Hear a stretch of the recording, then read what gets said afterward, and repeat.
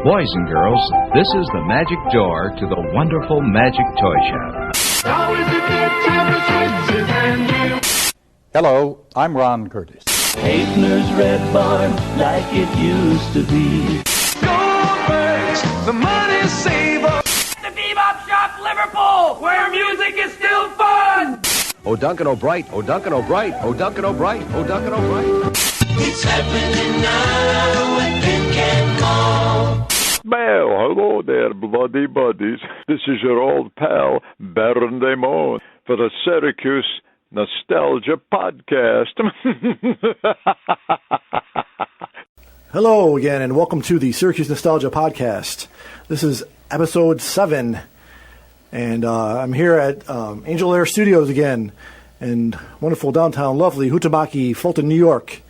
And with me are my friends Zadoc Angell, Hutamaki, and Bob Staffa. Hutamaki, indeed. And I thought since it's August today, I know it doesn't feel like it, but it is August. Believe me. Has it stopped raining yet? No, it is still raining. I thought we would talk about the lovely and talented New York State Fair. What else is there to talk about in August? I know that's seems like that's everything you hear about around here is about the fair. Once it hits August 1st, every news broadcast, every 6 months ago they were selling special tickets for it. Oh yeah, that's right. Yeah, save. It's a year-round thing. Yeah. Save 50 cents on if you buy a tube of toothpaste or some nonsense. So what are you guys? Some of your memories of the fair? Like how your earliest days going there, Zadoc? I generally went there for the posters, the dart games. Oh, okay, right. Did you win a lot? I was actually pretty good. Yeah. I wasn't too bad. I was a lot better at the poster game than I was the balloons. There's dart balloons. Okay, right. You ever have the balloons when you hit them, the dart comes back at you and sticks in your body? I have never had that. That happened to me. Yeah. What kind of game are you playing? Apparently, I don't throw very well because or hard. Bounced right off and stuck me in the arm. And I'm going, oh, that's something different. What do I get for that? Have we at least won something? Nothing? They acted like something I did. They acted. They blame me. But I would have given you a prize for that. That's impressive. What kind of balloon? Okay, that's just. I have no answers, man. I just know it happened. Sort of threw me for a loop. With the poster thing, you had to hit. I love those. You hit the poster with your dart, yep, right? That was it. Which kind of pissed me off because I didn't like them damaging all those posters, putting all the holes in them. Well, they gave you a fresh poster. Yeah. You didn't take the Well, one. Still, but they had all these cool posters on the wall, and they're ruining them all.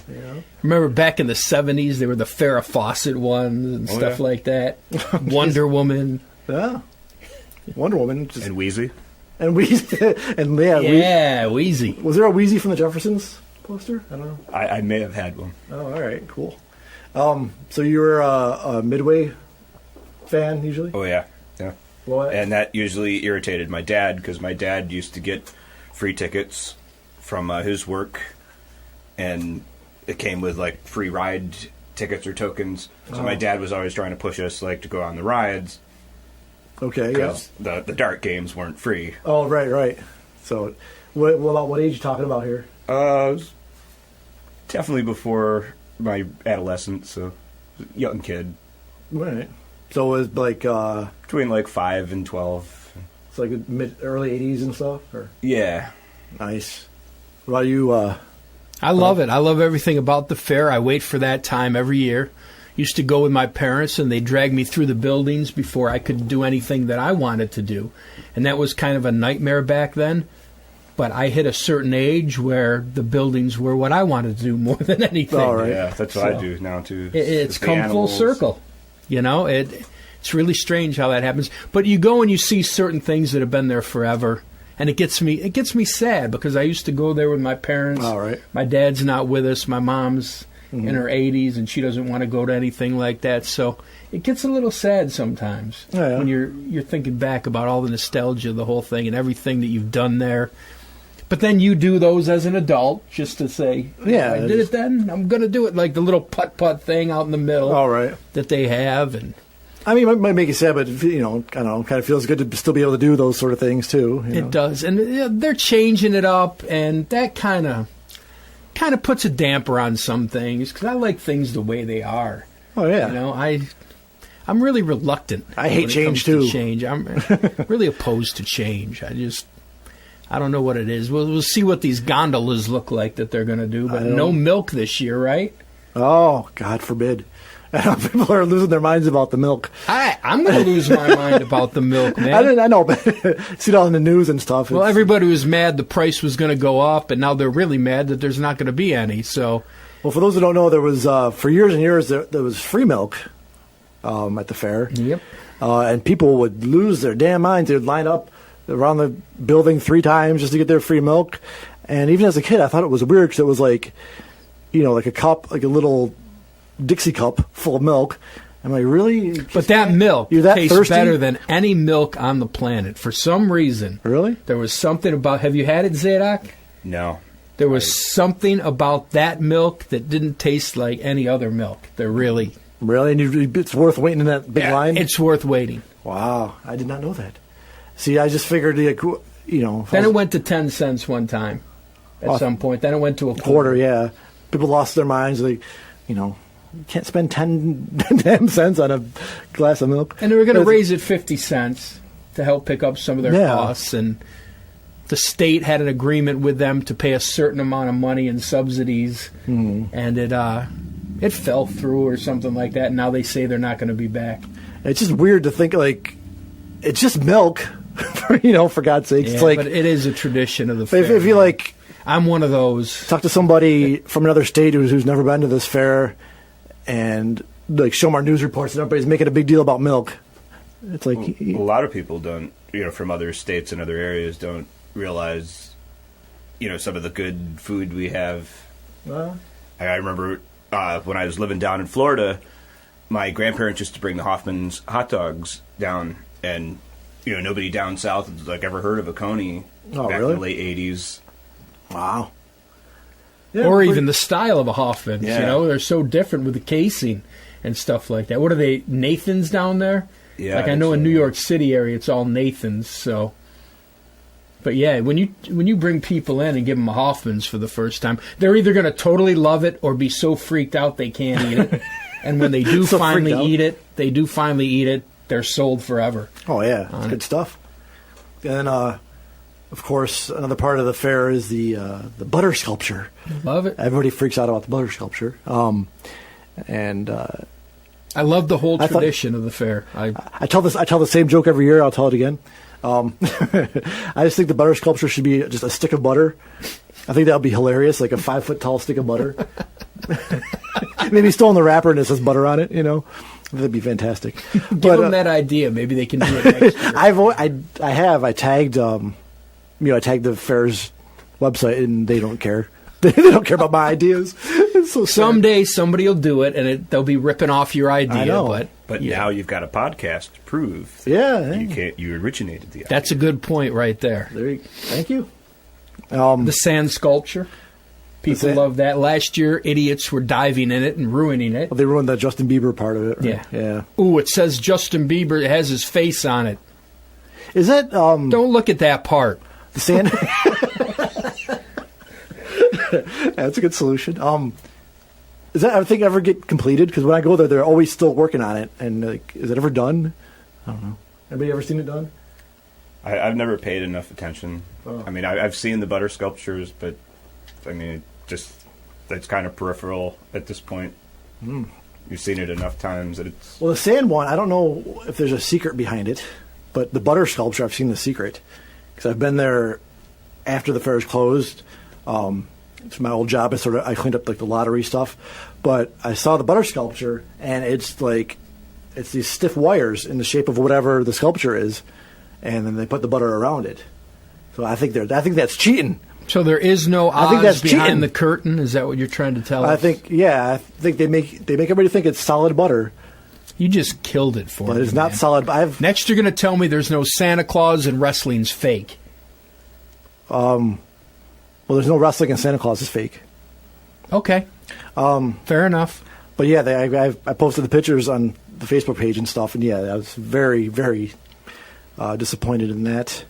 But yeah, the another lovely part of the fair, one of my favorites, is the House of Hazards. I don't remember that. No, I don't remember. Oh, No idea. House of Hazards. You're out on your own on this one, pal. All right, House of Hazards. It changed this past year, and it kind of sucks now. But it was it's a fire safety building, and you walk through the House of Hazards, and they have like dioramas set up. That's a big word, like gymnasium. Dioramas set up, or these mannequins are. They have all sorts of fire hazards in the room. As little kids, you're supposed to pick them out. You know which are the fire hazards, and they're hilarious. I posted pictures online of that too back in the day, but like they'd have this kid. One had a kid in a bunk bed. It was supposed to be like he was in college, and he had a Kangaroo Jack poster on the wall. I remember that, and this was like the mid 2000s. So I don't know when Kangaroo Jack came out, but it was probably a long time before that. And he called the pizza delivery guy, and the pizza delivery guy was crawling up his bunk bed to give him the pizza. Like, that's service, if you ask me. That's creepy. There's a tip. Yeah. Is it that like that guy that went to the train? Did you see this? Went to the train. There was a train that was stopped on the track somewhere. A guy got hungry. He ordered a bunch of pizzas for everybody on the train. The pizza delivery man found the train derailed, went up, walked up, delivered the pizza onto this train by just getting directions of where the train was from a passenger. All right. It was amazing. It wasn't even at a train stop. This train was stopped somewhere out on the tracks. I mean, in Syracuse somewhere? No, Okay. it wasn't here. Oh, well, I'm going to bring it back a little bit. Speaking of trains. The train. Remember the train? Syracuse There you train. Good tie-in. Thank you. I'm the king of segues, even though I can't spell it. Yeah, the train. Everybody ever visit the train? Yes. I always did as a kid, even though I don't know why. I was always like, it's got a train. And then you get there and it's kind of dull. And it's just like, it's a train with seats on it and stuff. But Yeah, it was like that, but you still had to go. I still wanted to see it every year. I have to play I Got It when I go to the fair. That is my game. And I win within the first 3 games every year. I Got It? That's where you throw that red ball, and you got to get it in a line, like 5 of them in a line, and you raise your hand and go, I got it. They're in those little tents. The guy goes, throw in ball number 1. Oh, yeah, okay. Sorry. Time for ball number 2. I didn't. Do you remember this?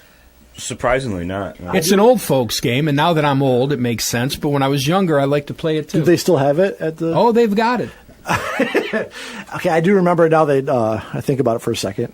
Yeah, that was fantastic, and yeah, there's like a whole tented off or Absolutely, with great prizes that are up on the wall. Yeah, you can win like You can win a cooler. You can win like a big like a lava lamp type thing. all stuff no one really needs, but it's exactly. But better prizes than a little stuffed monkey or something. Yes. Which you never play the ring the bottle game, because who wins that? Have you ever seen anybody win the ring the bottle game? I don't think so. I think I have. Really? Wasn't that the one where they would give out the goldfish? No, the ring the bottle one, they give away those huge the stuffed panda animals. bears or whatever. The goldfish one I've won on. They don't even do that anymore, I don't think. Because the goldfish were just dying off. I was going to ask about the goldfish. Isn't that kind of cruel? Like, yeah, you win a goldfish, really it's in a plastic bag, and then kids go on rides, and the goldfish gets like tortured the whole rest of the day. I know somebody that had one of those, and they swear it lasted 10 years at their house. Anytime I would get one, it'd last about a month or so. Jeez. But now with the beta fish, they can do it, though. Beta fish don't require much. It's not as good as the VHS fish, I don't think. No, it's not going to sell as much, but mechanically it's actually better. No, what is the beta fish? The sound.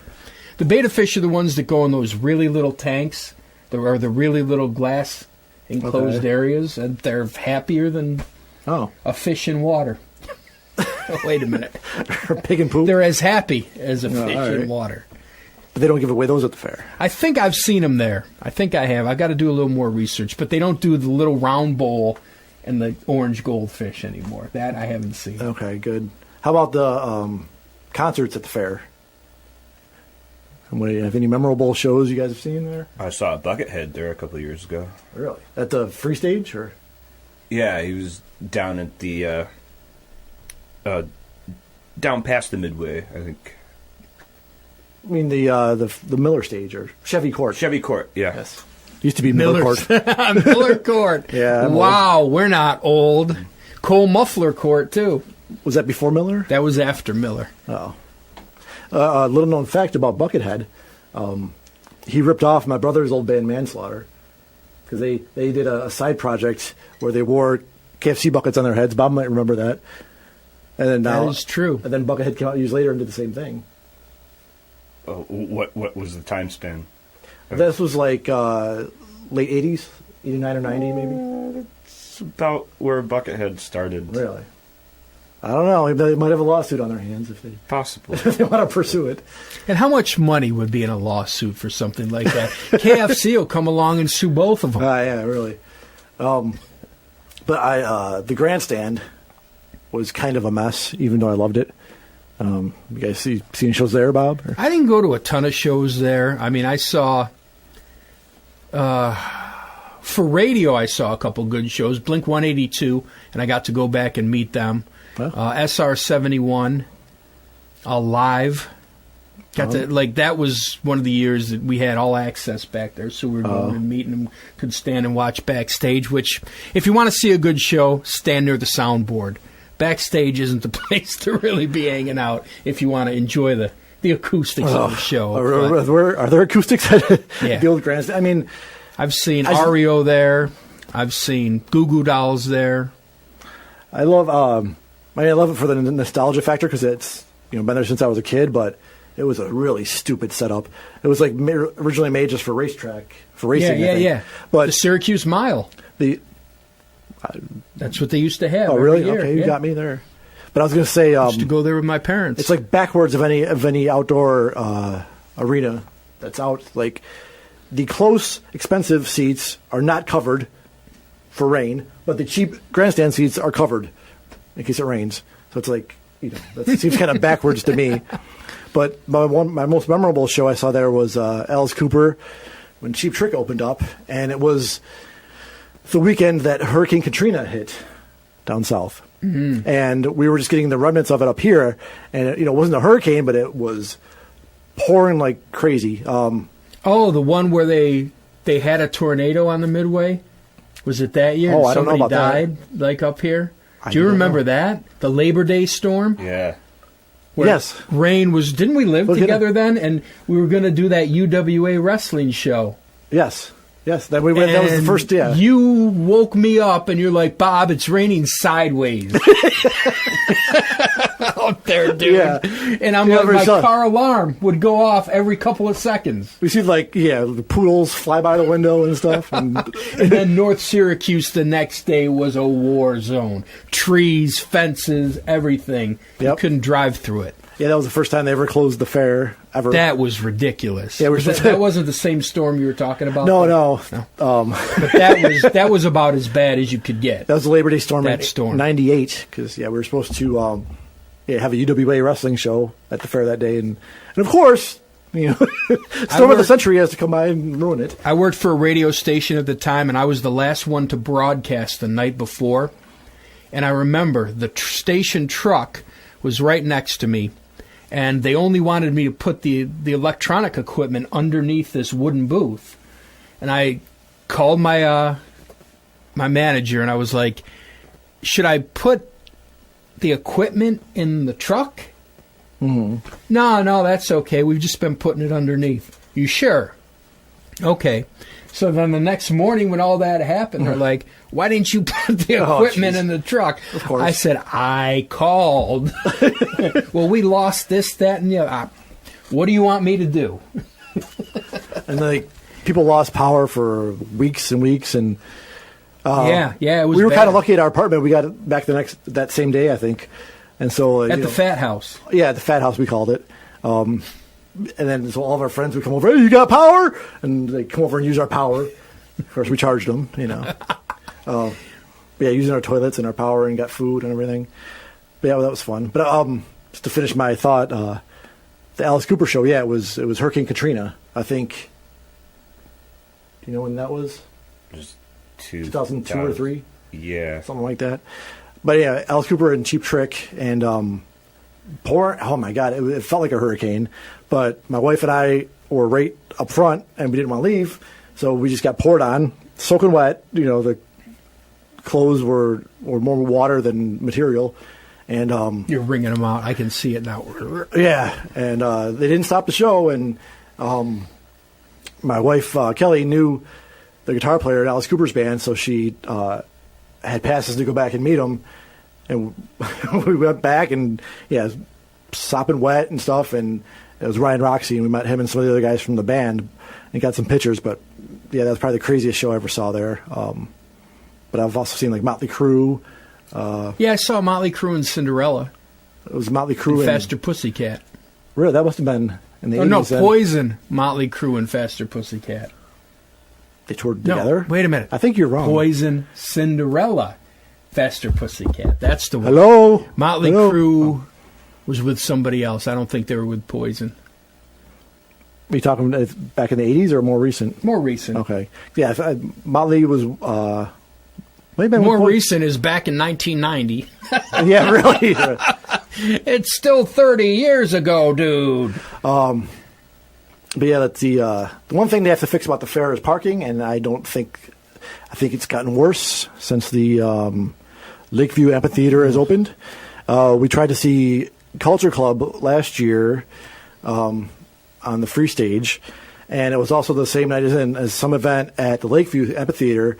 So the traffic was like ridiculous. You had to wait like 4 hours to go 1 mile, and because everybody the Lakeview concert let out at the same time as the other concert, so everybody have to bus back here to the fair to get home, and it's just all a bunch of nonsense. And they should fix it. Well, the problem is they have people for the amphitheater parking right in the same area where people that are just going to the fair are, and then you have to walk to the buses that are taking people back from the fair, and you ride the same bus to get to the amphitheater. Yeah, it was a mess. Because I was going to the Rob Zombie show, and it was disaster. Yeah, disaster. So I somehow, in that sense, I think the grandstand was better. At least it was there. You didn't have to bus it. I don't know. I like sitting at the amp. I don't like lawn seats. I'm old. I want to sit down. I want to enjoy a show. I'm that guy. I've turned into that guy. All right. I guess we'll take a break here and be back in a minute with more Syracuse Nostalgia Podcast. Hi, I'm Jackie Robinson. I'm John Nicholson. We're here at the New York State Fairgrounds. Each year, the fair has something to offer everyone. Exhibits, the Midway, food, and television. Once again this year, Channel 3 News at noon and 6 will be broadcast live from Miller Court. We invite you to come out, watch our broadcast, and visit with John and myself and the rest of the Channel 3 News team. And for souvenir hunters, Channel 3's Peacock Shop will be open every day at the Center of Progress building. So come on out, enjoy the fair, and visit with your friends from Channel 3. Hi, welcome back to the Syracuse Nostalgia Podcast. This is episode 7. With me today, I have someone who's anchor on WTVH 5 News from 1986 to 1995, and is currently on NBC 10 in Philadelphia. On the phone with me today is Tracy Davidson. Hi, Tracy. Hi, how are you? Good. How are you doing? Thank you so much for agreeing to talk with me today. Of course. Really appreciate it. I found you on Twitter, and you were nice enough to respond pretty quickly. So is it different today? Like, cause you started in the 80s when news was quite a bit different than it is today. Was it a difficult transition going from the today's day of social media, where you have to be on almost all the time, to back how it was when you first started? Well, I think that there's positives and there's negatives. Yes, we have to be on, but it's multiple ways of interacting with our viewers. So when I was at TVH, that was long before stations even had websites. Right. So it was difficult, and if we needed to find somebody who would want to comment about a certain issue, then we would have to, ask around. Does somebody know somebody? And now all we have to do is post it on our Facebook page or tweet it. Oh, yeah, that's true. But I imagine that, even when you go home from work, you still sort of have to be on and aware of what's going on your social media accounts. Well, the good news is that I love my job because I love news. So it's part of my DNA, so I'm always interested in what's going on. And while I do a lot of speaking about digital distraction and how we need to put the devices down for certain points during our day, right, so that we can continue to improve our ability to focus, and so that we focus on things that really matter in our lives, it's not a bother to me to once in a while check what's going on in the world because I'm genuinely interested. Okay. So are you originally from the Central New York area? I was born in Western Pennsylvania, and then I moved all around Central New York. Wow. So I've lived in Binghamton, in Utica, in Syracuse 3 times. Wow. And I went to school at SUNY Geneseo, south of Rochester. So I do consider Central New York my home. Oh, okay. So did you always want to be a newscaster? Is that something that sort of just happened to you? Or? I didn't have it planned, and so I'm happy to tell young people that when they come to me when they're in college or just entering college and they say I don't know what I want to do, and I said, well, I didn't know what I wanted to do either. But when I got involved in the college radio station and I started doing interviews with people and reading off the old teletype machine, and yes, there actually was one of those machines who makes that made that noise that we are familiar with.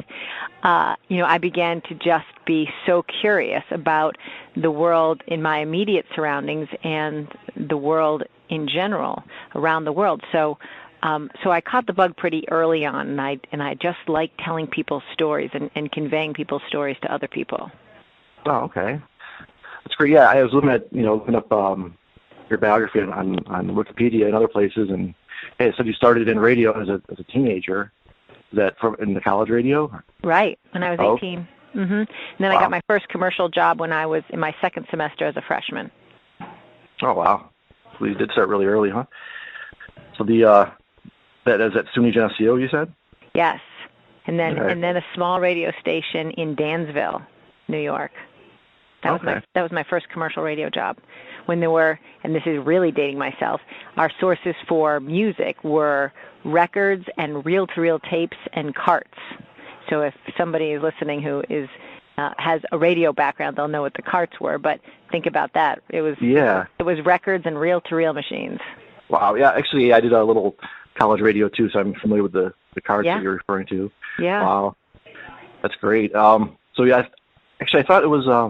Did you do some radio in Syracuse too, or did I read that? I did. Yep, okay. I did.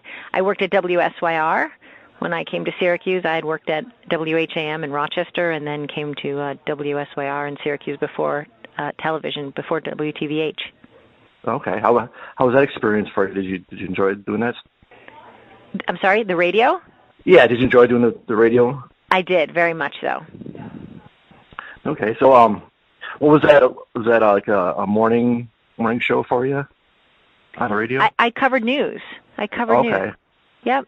So I would go out and cover maybe 2 or 3 stories and write up different versions of the stories, and then go back to the station and report or anchor for a certain period of time. Oh, okay, gotcha. So you weren't didn't have a steady shift every day on the radio or anything? No. Okay. It was part of a radio newsroom where we all covered stories. Mm-hmm. So how did the WTVH job come about? How did you get into that? I was very happy in radio, but somebody suggested that I try, and so I do remember I didn't obviously have a tape. These days, students make tapes in their college years in their college television stations, but I didn't have a tape, so I had to go to the station and I think I had to try out and be on the desk and do a read for them, and I think I had to cover a story, probably a pretty simple story like how to pick out a good Christmas tree, and and I was lucky enough to get hired. Wow, that's great. So it was kind of simple, not too difficult. Didn't sound like. No, I learned it a lot at WTVH, and Ron Curtis was one of my best teachers. Oh, that's great. Yeah, he was like a staple in Syracuse News. An icon, for sure. Yeah, definitely. So did you, when you first started, they seemed to, I talked to, a couple other newscasters, Maureen Green and I think Keith Copeland, I think you both work with them. Yes. They were saying they would start out just in the field, sort of. Right, usually you started. Right, usually you started in the field. I anchored on the weekends and then reported during the week. And it's a funny story that you bring up Keith Copeland, because Keith Copeland and I used to co-host a radio news broadcast at the college radio station. So when we were paired on the anchor desk on TV at WTVH, that was really pretty fun. That was pretty fun. Great. I have fond memories of co-anchoring with Keith both on the radio and on TV. No, I didn't know that. I have to ask him about that. So yeah, they keep you out in the field for a while, so they trust the job you're doing, I guess. Well, that's usually how it goes. Yeah. That's usually the progression that you do reporting. And then look, some people are just amazing reporters, and so they stay being reporters, and they have no desire to be on the desk. They know or feel like their forte is in the field. I work with some reporters here who are unbelievable reporters. They might want to, but I know that many of them don't want to, because they just know they've found their niche and they really, really love it in the field. I love both places. I love being in the field and I love being on the desk. Okay. Yeah, I can imagine, just personally, I think that would be really difficult to be in the field, because they call you out on a moment's notice. You have to go 50 miles to somewhere where there's a snowstorm or whatever the case may be. It's part of the job, and you get pretty used to it, and it's always an adventure, which I always very much enjoyed my time in the field. And at TVH, you mentioned Ron Curtis. Did you were you on the air with him often? I was on the air with him. I co-anchored with him. He just taught me so much, and I just feel so blessed to have been able to work with him, to have been able to call him my friend. He was just such a role model for so many of us in the newsroom. Just so smart, humble, gracious, such a guiding force for so many of us. Yeah, I mean, whenever I still to this day, whenever I think of local news, I think of him. He was of course on for so long. And you've also worked with some people that have moved on to national jobs, like Mike Tirico. Right. Did you work with David Muir too, or was that later? He was in our newsroom, and when he told the story many times that he was an intern in our newsroom, and I think we had him doing things as an intern. I think that we all probably thought he had been hired, so he was doing things right alongside the rest of us. Oh, okay. Yeah, and Mike Tirico, we're very happy to have him in the NBC family now, and it's been so much fun being able to do satellite interviews with him. I feel like I've come home again to Syracuse, and I've been on the WTVH desk with him, so it's great. So yeah, you mentioned to me that you and him look back on some of the old videos. I found that clip online. That was pretty funny to see. Watch you guys watch your old clip. Yes. Well, you know what? And we feel so lucky. And we used to say this then, and we were very young. So it was Kathy Orr, who's also here in Philadelphia at one of the local stations here, and Mike Tirico and myself. And we even knew at the time that we just had such a special team because we all wanted to do so well. We all were so focused on the viewer, and we just wanted to deliver good news and weather and sports and give people the information that they needed for their families. And we knew it then that we just had a special thing that clicked. And looking back on it now, we're able to say, yes, thank goodness we knew it then and we were grateful for it then. And we're all three of us are grateful for that experience together to this day. Yeah, it seems like you did have some great chemistry, just watching some of the old clips I have online and stuff. Thank you. You can see it back then even. Some of the more unique things that you'd have to do when you work in Syracuse News is broadcasting the state fair. Yes. Do you have any good or bad memories about that? Well, it was always good, and it was always a very big deal because we had a trailer out there, and to think about it now, it may not sound like it was a big deal, but when you think about 25 years ago, we were taking our entire broadcast out there, and sometimes it was hot, and sometimes there was rain, but we always got to meet so many nice people. That's one of the parts of the job that's always rewarding, is when you actually get to talk to people and meet people out in the field. And so that really gave us an opportunity to talk with people and meet with people and see what was going on in their lives. Again, remember, that was before all this social media. So we got face-to-face interaction with people who we served. Yeah, that's true. Yes, and I remember it was always fun to watch those state fair broadcasts because they were live from the fair, and you never know what was going to happen. That's true. Sometimes you bring a monkey on the side or something, and you never knew what could go wrong or Right. Well, there was always something new at the state fair, wasn't there? Always. Oh yeah. I still go every year. It's tradition at this point. Or something new that's deep fried. Right. Yeah, that's true. And I think the only Channel 9 now broadcasts from the fair. The other two don't anymore. They sort of merged. Seen West Central. I was going to share a story. It's going to make me sound kind of stupid, but in the early '90s, you were on TVH, and you originally had your kind of long blonde hair. And in the early '90s, you cut it. I did. But it was brown, and cut it like short, which was the style at the time. And I was a teenager at the time, and I thought it was a different person. I didn't realize it was still Tracy Davidson on my TV. Right. So that was I didn't realize until many years later that was still you on the screen. So well, it was a big change. It was a big change. So you're forgiven for not recognizing that, because those were in the days of Katie Couric, and I really had a difficult time keeping my longer hair in the style that they wanted it. And so when I was sort of inspired by Katie Couric's short haircut, I thought, well, I have a lot of hair. If I cut it short, I might be able to do it a little bit better and spend less time doing it and more time actually doing what I love, which was my job. And so I did it. So I think it took a little while for people to get used to that style. Right, yeah. Yeah, you're right. It was similar to the Katie Couric style of the time. Right. But then you left TVH, it was around 95, is that right? End of 95, I began here in Philadelphia, at NBC in Philadelphia in early 96.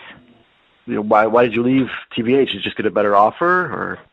Well, I loved Syracuse, and I would still be there today. The station had been sold, and there was a little bit of uncertainty about what the future would hold, and so I had some former news directors suggest that I might want to send my tapes around, and what a blessing it was to get this call and to come here and interview and now be working here. Yeah, that's great. Yeah, actually, not that you mentioned when the station was sold, Maureen Greenstein, they had a lot of financial trouble at the time, and they were close to bankruptcy, I think.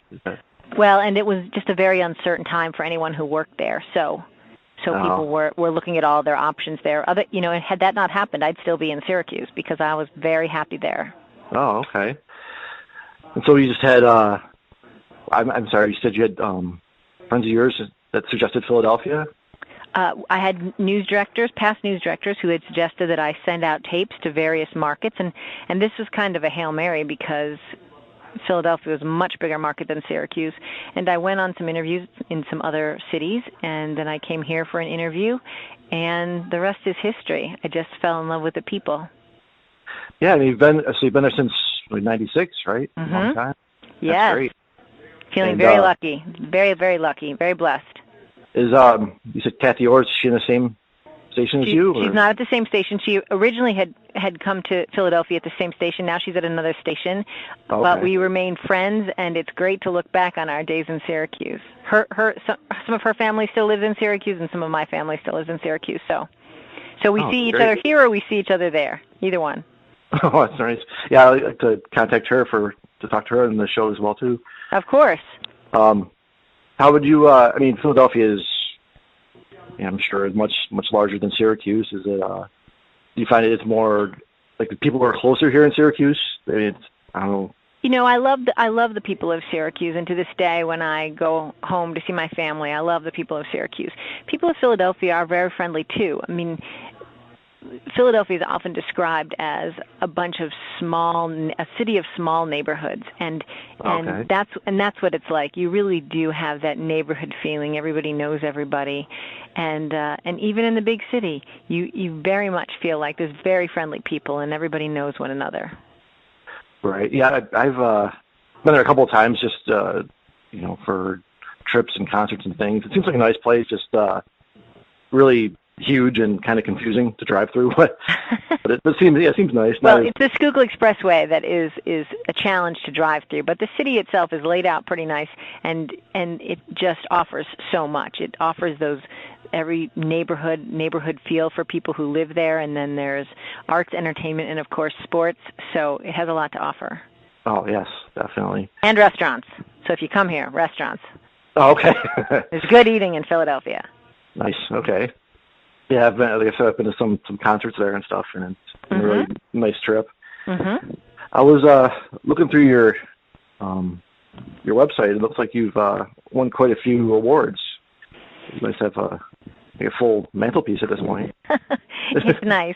It's nice to be recognized for your work. Sure, it's fun. Some Emmy Awards. Is that right? I'm sorry? Emmy? 7 Emmy Awards. Yeah. Yeah, Emmy Awards. I think I have 9 Emmy Awards, and I just have 2 more nominations that came in last week, I think. So that's very nice. I mean, it's really nice to be recognized by your peers for doing something that you love. That just makes it icing on the cake. So it's very nice. Yeah, that's great. And we're also involved with many charities, which I think is great. Yeah, I really feel. I feel like I'm here on this earth to serve, and so I'm lucky enough to be drawn to and blessed with a job that allows me to really give back and try to help. I work a lot with Philabundance. I sit on the board. That's the main food bank here in Philadelphia. Okay. And March of Dimes, I'm very much connected to, and a number of domestic violence centers. So I'm really focused on those, but usually when other people call me and they need help, I'm happy to use what my job has given me to see if I can help other people. And I believe the links to those some of those charities are on your website, right? TracyDavidson.com? That's correct. Okay. And I'm always talking about them on my social media channels too, so check those out. Okay, those are you're on all of Facebook, Twitter, Instagram? And Instagram, yes. Okay. I haven't gotten to Instagram yet. I seem to be like about 5 years behind everything on social media. It's hard to keep up. But I post a lot of pictures on my Instagram. It's very fun. And you also do speaking engagements. I do. Right? I do a lot of speaking. Again, half of that is to help organizations that may need a speaker for a fundraiser or some sort of event. And then I also do a lot of empowerment speaking, motivational speaking. I help women, specifically women business owners, with their public speaking. Okay. And I talk a lot about the whole digital distraction that I mentioned at the top of our discussion. I think social media and all the ways that we're connected is terrific. I just want to make sure that we're controlling the technology and the technology isn't controlling us. Yeah, that's a good point. You want to let it get too far ahead of us, Right. Now, I know some your speaking engagements. Would you speak about you're a breast cancer survivor too? I am. Thank you. Yes. You want to share that story? Of course. I discovered it. I feel grateful that I discovered it early, and it was a New Year's Eve day, and I discovered something that wasn't quite right. And on the day after, on January 2nd, this was a couple of years ago, I called my doctor and I said, I need to go get a mammogram. And she said, well, come in and we'll check you out. And from that moment, it was sort of a whirlwind that I was checked out, and then there were MRIs, and then they finally discovered it, and it was very small, and I had surgery and radiation. And now my oncologist says I can say I had, past tense, I had cancer. Great. And that sort of led me to the message when I tell my story more in full, to suggest to people that you don't wait, because I could have felt something that was different and just blown it off. I mean, we all have aches and pains and things that are a little bit different than we're used to, and we tend to blow it off and say, well, I'm sure that there's some explanation to it. I'm sure I'll feel better tomorrow. I'm sure it won't be there tomorrow. Or we tend to blow off exams, routine exams, or exams that come with life, that we say we should do that, but they always sort of fall to the bottom of the list. And so my message for all is don't wait. I'm able to talk so gratefully about my experience because it was discovered when it was small, and I had a positive outcome. And I think in a lot of cases, our bodies are smart. They talk to us. We just have to listen to them. So my suggestion for all men and women is, don't wait. Get that exam that you're supposed to be getting, or that checkup, and don't wait in responding to something that's a little bit different with your body. Right. Yeah. So I know some people, they're just scared to get checked. But if you catch it early, then like you said, you have a positive outcome. That's correct. Right. And have a good outcome and be cancer-free, like you were saying. It's always best to listen to your body and don't wait. And also, I know that men can get breast cancer too, so they can get checked if they think something is wrong as well. Right. And for every kind of exam. I mean, there's exams that you're supposed to have when you're 40 and when you're 50, or if you have a history of some kind of disease in your family. I mean, if your doctor has suggested, you need to get screened for this, or, when you're 40, you need to have a mammogram. When you're 50, you need to have this exam or that exam. Listen to them and do it. I mean, the suggestions are there for a reason. Oh, yes, definitely. Well, I'm going to just wrap this up here. Do you have anything you'd like to say to the people in Syracuse that remember you and miss you being on our TV? Well, you know what? I was always very grateful, and I remain grateful for everyone, for the whole community, for being a part of that community, and for all of our viewers. And a special shout out to people who, when they come down to the Jersey Shore in the summer, and they're from Central New York, and I will get a tweet from them or a Facebook message that says, we're at the Jersey Shore. We come here every summer for a week, and I remember from when you were in Syracuse, and we watch you when we come here. And so I love staying connected with people via social media. So jump on my Facebook page and say hi, or give me a little tweet. And I'm in Syracuse once in a while, so okay. I look forward to seeing anybody. Are you on Twitter? Is just at Tracy Davidson, or is it? Just at Tracy Davidson on Twitter. Is that same as Facebook? And Facebook is at Tracy Davidson NBC10. Okay. Okay. Well, thank you very much for chatting with me. I really appreciate it. Thank you so much. And I love seeing all of your old videos that you post. They're terrific. Oh, thanks. So this show will probably air on the 15th. If I'll send you the link when it comes out. Perfect, and I'll push it out. Okay, great. Thank you. All right, you're welcome. Okay. Thank you. Have a good day. Thanks. Bye-bye. Bye-bye. Newscenter 5 News Break. Good evening. I'm Tracy Davidson. Coming up tonight at 11 on Newscenter 5, President Reagan reports that headway was made on several issues during Secretary of State George Shultz's talks with Soviet leaders this week. Authorities have identified the pilot who died in a plane crash near Pleasantville yesterday. The twin-engine plane stopped at Hancock and was on its way to Pleasantville when it crashed into a house. A heavy fire overnight at GE on Electronics Parkway. Company officials say the fire was in a trailer truck used to store empty tube boxes. Now this. An hour of comedy is yours weekday afternoons on TV5. It all starts with Benson at 5, followed by Barney Miller Time at 5:30. Benson and Barney back-to-back weekdays beginning at 5 on TV5. The Easter travel rush began on Wednesday, but there are still people trying to get home for the holidays. Join us for all the news tonight at 11.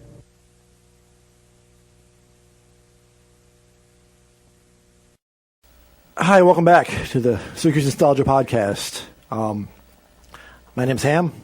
I'm here with Bob and Zadoc. And Bob has the most normal name out of the bunch, I suppose. I do. Yeah. But you've gone by a couple different names: Metal Bob, Silent Bob, B.O.B., B.O.B., Bobby James. Bobby James. I liked Bob Foley. I think that was my Did favorite. you like that? The ring announcing name? My wrestling ring announcing name? Of course, Metal Bob. For every little thing that I do, I feel the need I have to be a different character. I don't know what it is. Even though you act exactly the same every time. Yeah. There's really no difference. Okay. Well, anyway, I guess it's all my personalities. You saw the movie Split? Yes. Oh, okay. There you go. Was that you? No, it could have been loosely based on me. Oh, nice. Anyway, the song this week I was going to play from the band called Axiom. And Bob mentioned before that was the first show you ever saw at the Lost was Axiom. It was. Had to be 86. And them and Below Zero. And at the time, I had no idea that difference between a local band and a national band. It was just great rock music to me. And these were all original bands at the time that on a weekend would draw hundreds of people. Yeah, almost every weekend. If it wasn't, they would have national acts maybe 2 or 3 times a month, but the other times it was local, and you would think it was a national act because like you said, they drew so many people, and they sounded so good and so professional. And Scott Sterling was the reason most of them sounded that good. Oh, yeah. Oh, and I should mention... And I've got nothing against cover bands, do what you want to do, and now that's what draws in clubs. But there was a time when 400 or 500 people would get together. Most of them would know the lyrics to the original artists, and they'd sing them loud and proud. It's just different times.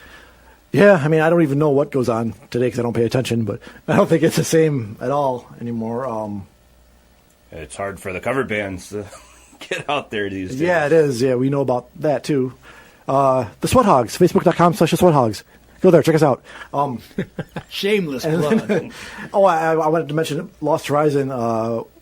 We talked about it in a couple episodes ago, but I wanted to mention Paulie.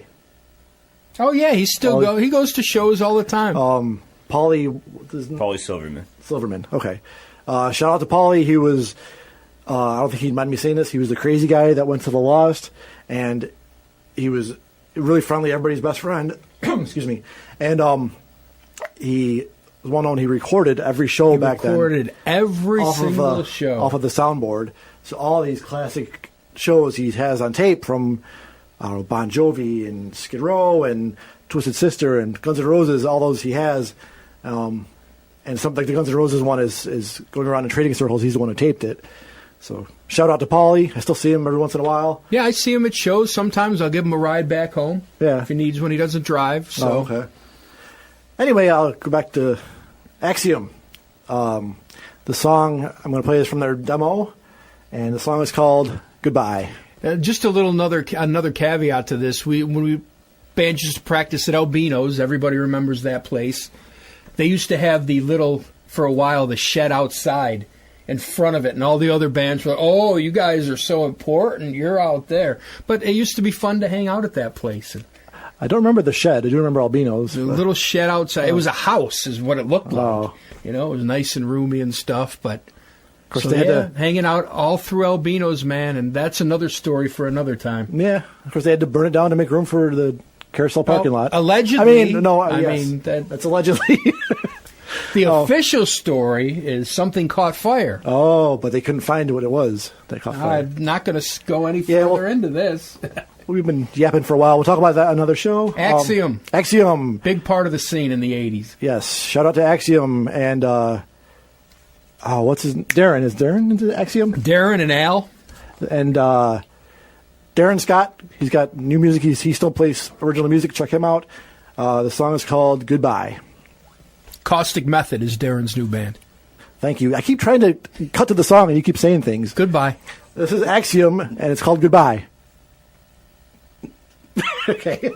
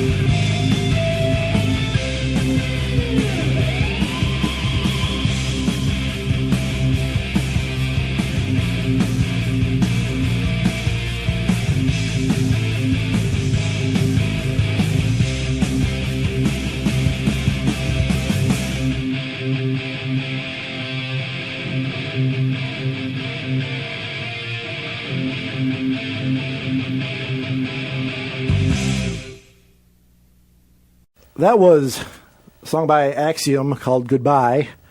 Thank you for listening to the Syracuse Nostalgia Podcast. This is episode 7. Who knew it would last this long?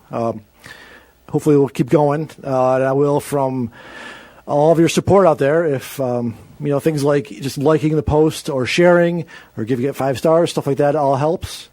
And what if I want to give it 4 stars? That would be okay, but I prefer 5. Okay, because thank you. That's the best. All right, I'll keep that in mind. Thanks. I hope you'd be 5. You're on the damn show, So. Well, maybe I'm the reason it's only 4. Oh yeah, could be. Because you do talk a lot, so it could be. Yeah. Anyway, thank you for listening. Thanks to Bob and Zadoc. If you want to check out, Zadoc and I have a band together called the Sweat Hogs. You can go to facebook.com/the Sweat Hogs, where we play blues rock songs and some TV themes, and it's really fun. Check us out. Anything you want to mention, Zadoc? I could plug several hundred of my other bands while we're at it. Maybe just pick the one, or yeah, I'll pick a few. Got Undergang and Born Again Savages, which are both on Facebook, and I've got a brand new band called Painted Tuesday, also with Nick from the Sweat Hogs. Yeah. So I'm kind of tying things back in. Nice, very nice. How do you? What's Painted Tuesday? What's their Facebook? Painted Tuesday is on Facebook. We're facebook.com/Painted Tuesday. Oh, all right then. Bob, anything you want to mention before we sign off? Yeah, I think I'm on the radio. Are you? You're on a podcast, at least. I'm on the podcast. Right. How about 95X 6 to 10 weeknights, and 1 to 5 on the weekends, and the Rebel 105.9 The Rebel. If you haven't heard of that, I'm still surprised a lot of people don't know it. Dave Frasina is the man there. I do 6 to 9 on Saturday and Sunday, right before Eddie Trunk on Saturday. So if you're a fan of Eddie Trunk, you can listen to me as I lead into Eddie Trunk Rocks. Eddie Trunk. He's a lovely man. He's very. he's a talented and attractive person. Anyway, thanks for listening. I won't say anything else. Thanks for listening to the Syracuse Nostalgia Podcast. I'm always looking for guests. You can contact me on Facebook or Twitter, or also email. My email is ham@syracusenostalgia.com. It's real easy to remember. So if you have an interesting story to tell about Syracuse, or you're on TV or radio, or you're an old musician, or I'm open to chatting with anybody and having some fun. So I'll see you next month. Thank you for listening to the Syracuse Nostalgia Podcast.